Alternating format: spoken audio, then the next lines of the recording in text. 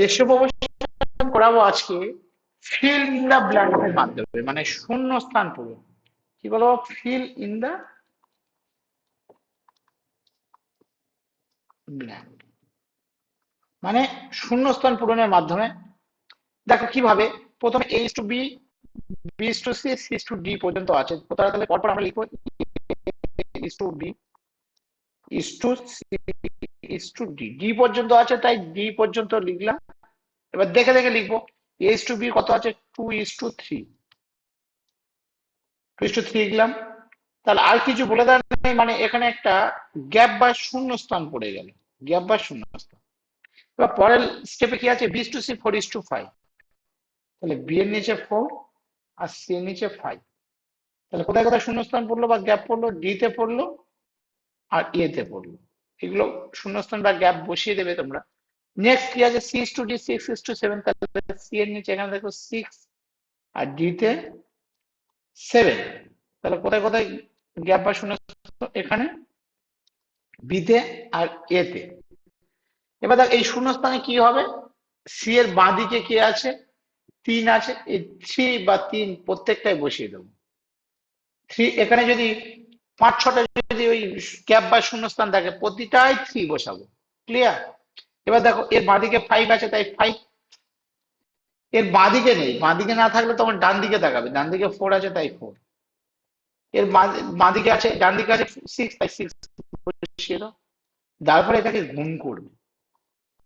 Clear?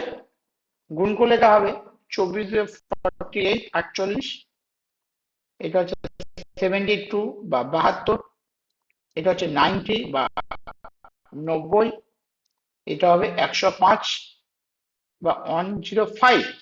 কোন অঙ্কে যদি কাটাকাটি যায় তোমরা করে নেবে, এটা 3 দিয়ে কাটছে, 3 দিয়ে কাটলে এটা 16 বা 16, 24 বা 24, 30 বা 30 আর 35 বা 35।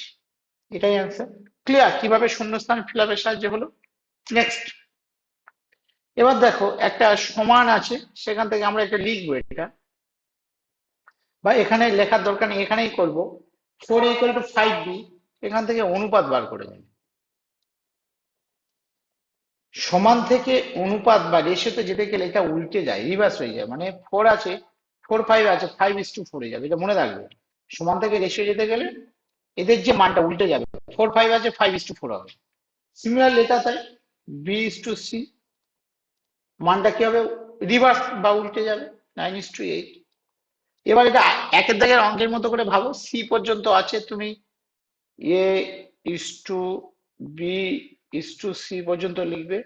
এ ইস টু বি কি আছে, 5 is to 4, তাহলে সি তে শূন্যস্থান। আর বি ইস টু সি কি আছে, 9 is to 8, তাহলে এ তে শূন্যস্থান। এই শূন্যস্থানের বাঁ দিকে কি আছে, 4, তাই এখানে 4 বসিয়ে দাও। এর বাঁ দিকে নেই, ডান দিকে 9 আছে, 9 বসিয়ে দাও। এবার এটা গুণ করো, 5 9 45 মানে 45, 4 9 36 মানে 36, 8 4 32 মানে 32। এটাই অ্যান্সার, কত সহজে হয়ে গেল। ক্লিয়ার? নেক্সট, এটা ফ্র্যাকশনের অঙ্ক আছে, এখানে লিখবে এ ইকুয়ালস টু 2/3, মানে 2 এর এইভাবে লিখবে, 2 এর 3 বি, 2/3 বি। আবার একটু লিখবে B equals to 3/4 C. Clear? যখন দেখবে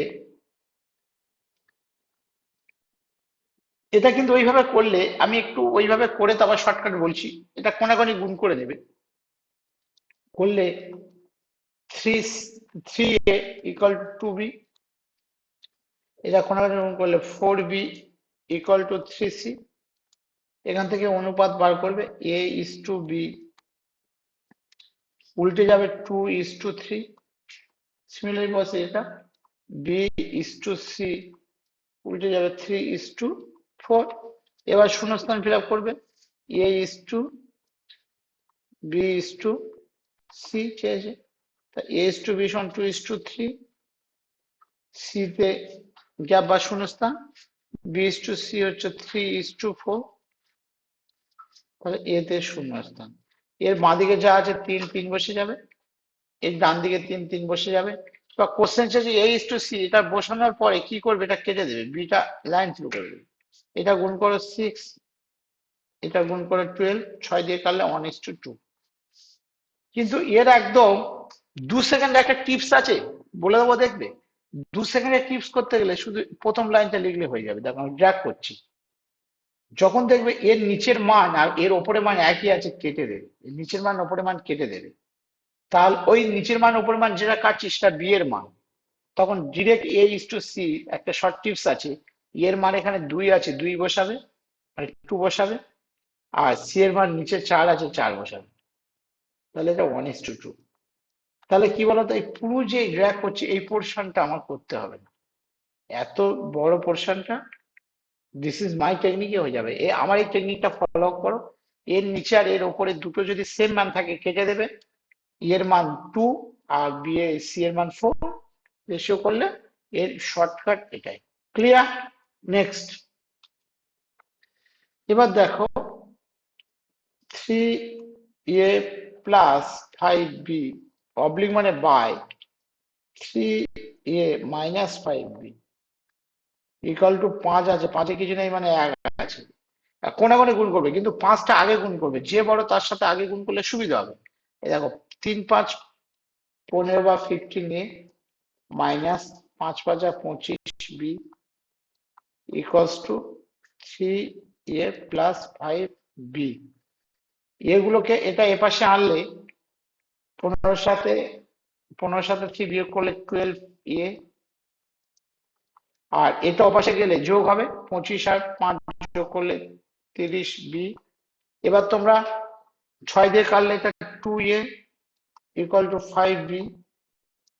এবার ইস টু করতে গেলে মানটা উল্টে যায় বলে দিলাম, 2 5 আছে, 5:2 হবে। এটাই অ্যান্সার, শর্ট টিপস।